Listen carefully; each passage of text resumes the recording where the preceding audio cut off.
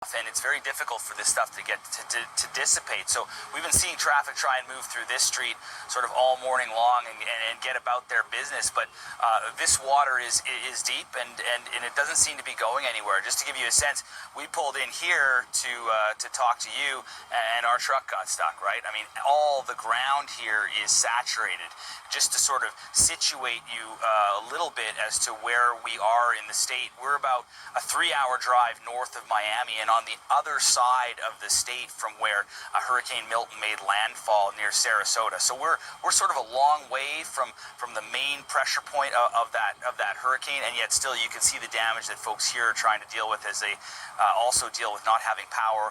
Folks here are on a boil water advisory as well. So a lot of challenges, and a lot of those challenges involving either a lack of water or too much.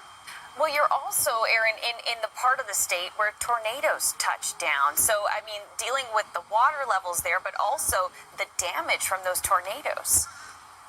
Yeah, that old story. You come to cover a hurricane and end up covering a tornado. It certainly wasn't something I expected when we landed here, but we spent yesterday evening about 30 minutes north down the coast of here in a small community, a retirement community that was hit really hard by some of those tornadoes that touched down in this area. We're hearing 120 tornado warnings across the state. That's a state record when this storm hit, and of those, at least a dozen touched down, several in this area.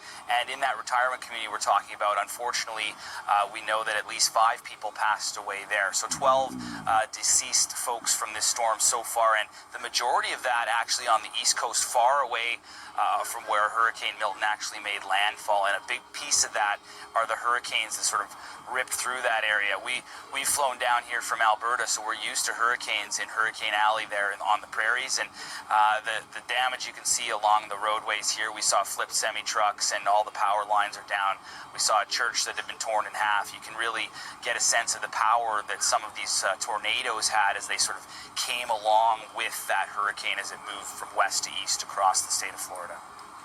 Aaron, well, be safe yourself out there, and hopefully you can get the truck out of that particular spot. Yeah. Thanks so much, Aaron. Appreciate it. You bet.